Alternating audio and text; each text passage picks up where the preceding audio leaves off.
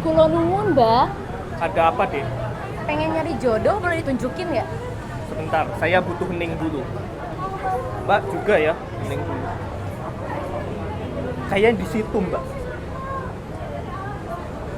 Iya, Leonardo DiCaprio. Nuhun ya. Yuk.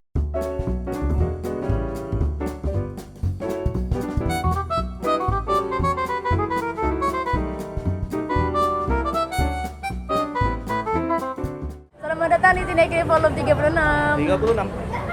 Bareng Ius, Instagramnya, dan Mutia Fatia seperti biasa. Dan kita mau bahas satu film Indonesia. Ya. Ini menangin festival banyak banget ya? Nggak tahu sih gue. Baru kalau nggak salah di Asian Film Festival ya. Iya.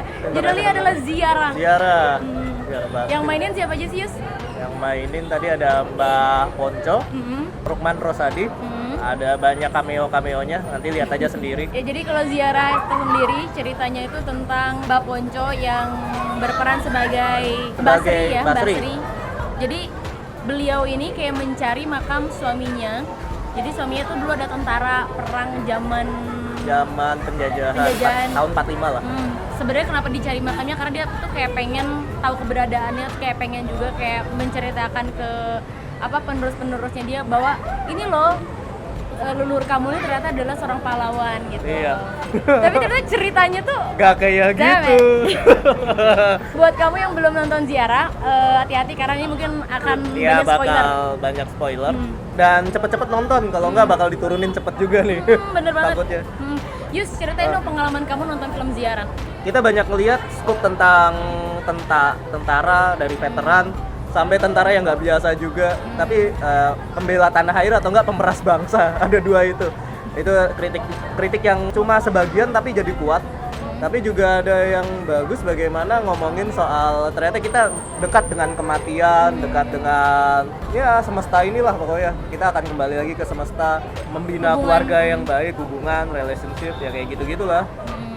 Dan emang filmnya ini bagusnya adalah dia memperkuat di dialog ya. Jadi kuat di kayak dialog.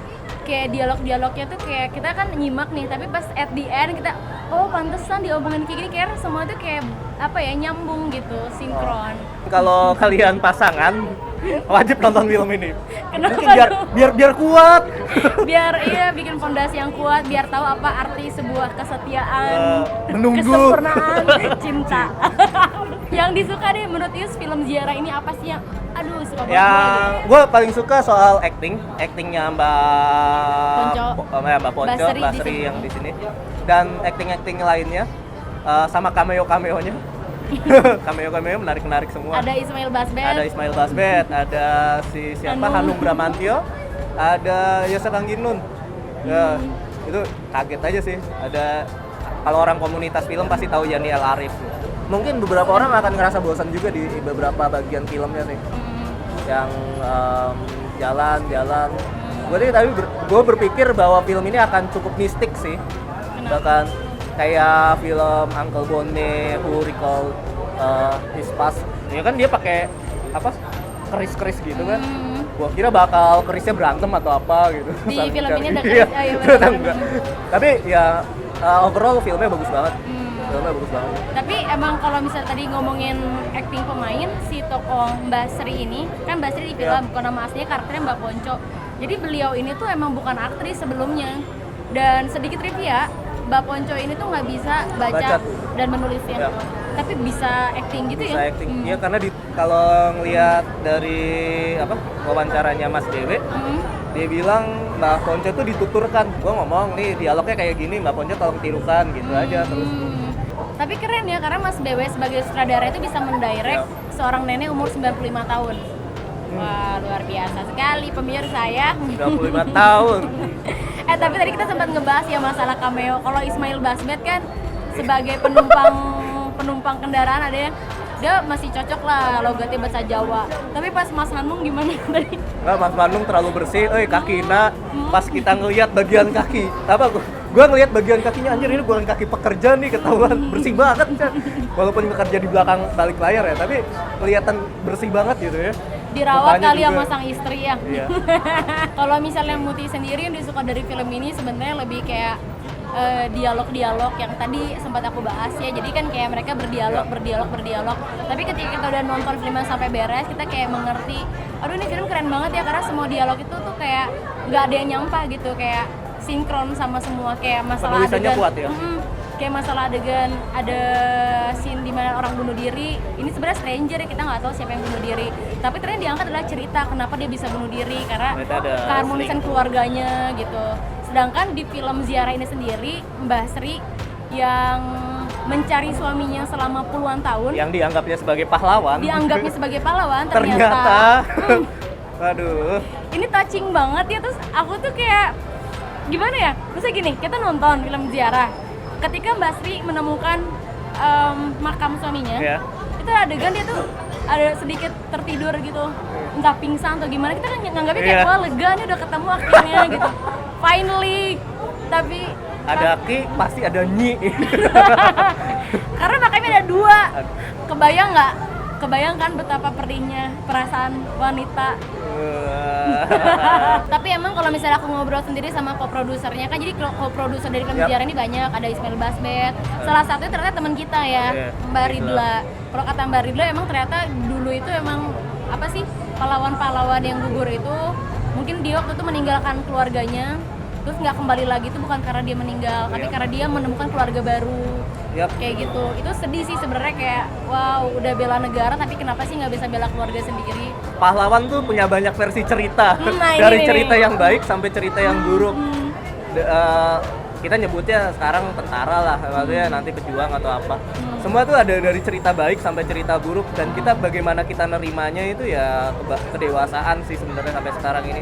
Mau ngungkap sejarah atau enggak terserah. Itu benar-benar pilihan, choice buat kita, buat biar tahu mana yang benar-benar.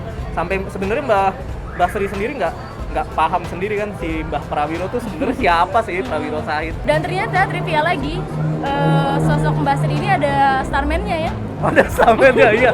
Gue kaget. Gue berpikir kalau ngelihat bagian belakangnya kreditnya Mbak Sri itu lompat-lompat gitu. Ternyata. Aduh, guyonan. Jadi gitu, jadi ada starman-nya, dan emang ngambil gambar juga banyak yang jauh ya. Iya, banyak yang jauh. Siapa tahu Mbak Sri-nya capek kan, emang harus di stuntman. Atau enggak Mbak Sri lawan naga gitu. Kalau ngomongin aktor atau aktris favorit di film ini ada nggak, Yus? Ya Mbak Sri lah, Mbak Ponco sama Rukman Rosadi. Kalau aku pemeran favorit tuh yang ini, kakek-kakek KFC, siapa sih namanya? Aduh, gua lupa. Yang rambut putih, yang bantu Mbak Sri. Kalau Sanders lah. Karena kenapa favorit banget? Karena kan pas nonton tuh baik banget nih orang, nyamperin Mbak Sri, mau bantuin nyari makam suaminya yang dia cari.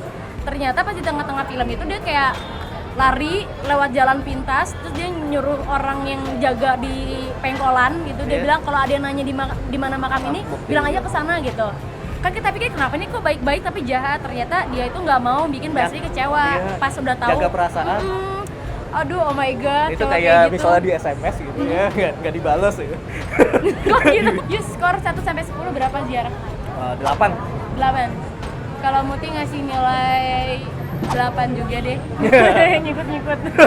Soalnya emang di tengah-tengah dia flow-nya agak lambat ya. Jadi aku sih pribadi jujur agak ngantuk gitu. Maaf ya. Tapi view background-nya tuh bagus-bagus ya view-nya. Gak nyangka di Gunung Kidul di Jogja ada tempat yang kayak gitu, dan itu keren. Nice. Thank you banget. Terima kasih, Yus. Ya, terima kasih. Oh, 2. Terima kasih juga Mas BW Purbanegara. Ya, Mas BW sutradaranya. Bikin film panjang lagi ya? Ini film panjang pertamanya ya? Iya. Oke. Kalau gitu Mutia pamit. Ya, Yes juga pamit. Sampai ketemu. Yuk.